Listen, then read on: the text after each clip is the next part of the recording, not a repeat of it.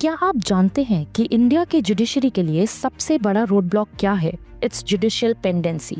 लेकिन क्या है ये जुडिशियल पेंडेंसी? जुडिशियल पेंडेंसी का मतलब है जब केसेस कोर्ट्स में पेंडिंग रहते हैं, यानी कि उनका फैसला देर तक नहीं हो पाता। आज की डेट में इंडिया के कोर्ट्स में क्रोर्स ऑफ केसेस अभी तक पेंडिंग है और ये नंबर हर दिन बढ़ रहा है। हाई कोर्ट से लेकर सबऑर्डिनेट कोर्ट्स तक जुडिशियल पेंडेंसी एक बड़ा इशू है जो न सिर्फ आम लोगों को बल्कि पूरे जुडिशियल प्रोसेस को भी स्लो कर देता है। जुडिशियल पेंडेंसी के इशू को रिजॉल्व करने के लिए कई सारे इनोवेटिव सॉल्यूशंस अपनाए गए हैं, जिनमें सुप्रीम कोर्ट ने रिसेंटली एक इम्पोर्टेंट रिकमेंडेशन दी है, एडहॉक जजेस की टेम्पररी अपॉइंटमेंट। लेकिन इन एडहॉक जजेस को कैसे अपॉइंट किया जाता है, इनको लेकर क्या कंसर्न्स हैं और इसके लिए क्या कदम उठाए जा सकते हैं, इन्हीं सब इश्यूज को आज हम डिस्कस करेंगे 7 PM हाइलाइट्स में। So without any further delay let's start.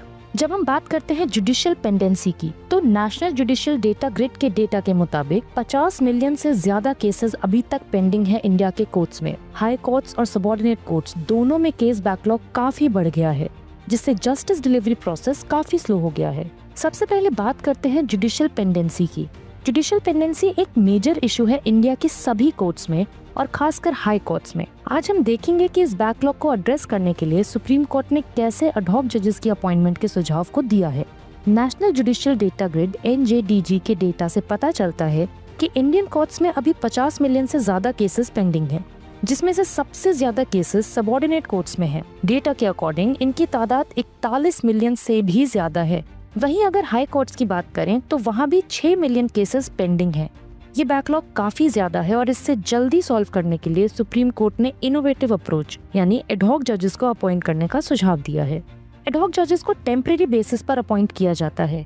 Retired जजेस को एडहॉक जजेस के तौर पर अपॉइंट किया जाता है ताकि उनकी एक्सपीरियंस और एक्सपर्टीज का फायदा उठाकर केस पेंडेंसी को थोड़ा कम किया जा सके।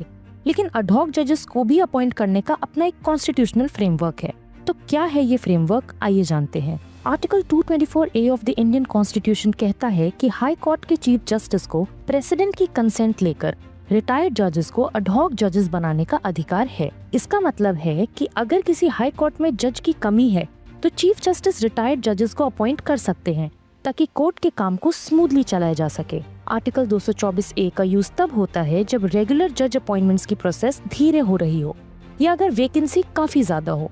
पर इस प्रोसेस में कुछ इंपॉर्टेंट स्टेप्स हैं, जैसे कि चीफ जस्टिस को रिटायर्ड जज का कंसेंट लेना पड़ता है और फिर ये रिकमेंडेशन प्रेसिडेंट के पास जाती है। 2021 में सुप्रीम कोर्ट ने एक रूलिंग दी थी जिसमें ये कहा गया कि एडहॉक जज अपॉइंटमेंट्स को लेकर कुछ गाइडलाइंस बनानी चाहिए। ये गाइडलाइंस कहती हैं कि एडहॉक जजेस तभी अपॉइंट किए जा सकते हैं जब वैकेंसीज काफी ज्यादा हों और पेंडिंग केसेस में से 10% से ज्यादा केसेस 5 साल से ज्यादा पुराने हों। सुप्रीम कोर्ट का ये भी कहना था कि आर्टिकल 224A का यूज सिर्फ एक सप्लीमेंट्री मेजर के रूप में होना चाहिए, न कि रेगुलर अपॉइंटमेंट्स की जगह। इसलिए चीफ जस्टिस को ये भी बोला गया कि उन्हें रेगुलर जज अपॉइंटमेंट्स के लिए प्रोसेस शुरू करना हमेशा पहले जरूरी है। अब बात करते हैं कि रिटायर्ड जजेस को एडहॉक जजेस बनाने के क्या एडवांटेजेस हो सकते हैं। सबसे पहले इन जजेस के पास ऑलरेडी काफी एक्सपीरियंस होता है जो उन्हें कॉम्प्लेक्स और सेंसिटिव केसेस को एफिशिएंटली हैंडल करने में मदद करता है। जैसे जस्टिस OP श्रीवास्तव को 2007 में अयोध्या केस के लिए एडहॉक जज अपॉइंट किया गया था। उन्होंने अपने एक्सपीरियंस का इस्तेमाल करते हुए इस सेंसिटिव केस को एफिशिएंटली हैंडल किया। इसके अलावा एडहॉक जजेस इमीडिएट सॉल्यूशन प्रोवाइड करते हैं बिना नए जजेस को ट्रेन किए। ये काफी कॉस्ट इफेक्टिव भी होता है। पार्लियामेंट की 133rd रिपोर्ट भी ये कहती है कि जुडिशियल पेंडेंसी को एड्रेस करने के लिए एक कॉम्प्रिहेंसिव स्ट्रैटेजी की जरूरत है, जिसमें एडहॉक जजेस की अपॉइंटमेंट एक इम्पोर्टेंट पार्ट हो सकता है। एडहॉक जजेस का एक और एडवांटेज ये है कि वो केस पेंडेंसी को कम करते हैं। जैसे कि अभी 50 मिलियन केसेस पेंडिंग हैं, उनमें से कई केसेस हाई कोर्ट्स में हैं। एडहॉक जजेस को अपॉइंट करके ये पेंडेंसी थोड़ी कम हो सकती है। अब आते हैं कुछ चैलेंजेस की तरफ। एडहॉक जजेस के अपॉइंटमेंट के साथ कुछ चैलेंजेस भी जुड़े हैं। सबसे पहले जुडिशियल इंडिपेंडेंस का इशू है। अगर एडहॉक जजेस बार बार अपॉइंट किए जाते हैं तो ये इंडिपेंडेंस को अंडरमाइन कर सकता है। रिटायर्ड जजेस को कभी कभी एग्जीक्यूटिव के प्रेशर का सामना करना पड़ सकता है। एक और चैलेंज है रिसोर्स एलोकेशन। एडहॉक जजेस को अलाउंसेस और रिसोर्सेज चाहिए होते हैं जो ऑलरेडी काफी लिमिटेड होते हैं। अगर उन्हें रिसोर्सेज दिए जाते हैं तो वो कोर्ट्स के इंफ्रास्ट्रक्चर को अपग्रेड करने के लिए अवेलेबल नहीं होते। एडहॉक जजेस का टेम्परेरी नेचर भी एक चैलेंज है। ये जजेस लॉन्ग टर्म अकाउंटेबिलिटी नहीं रखते और केसेस जो 2-3 साल तक चल रहे होते हैं उनमें कंटिन्यूटी का इशू आ सकता है। एक और कंसर्न ये है कि एग्जीक्यूटिव के इन्फ्लुएंस का इशू। जब एग्जीक्यूटिव अप्रूवल की जरूरत होती है तो अपॉइंटमेंट्स में पॉलिटिकल इन्फ्लुएंस भी हो सकता है।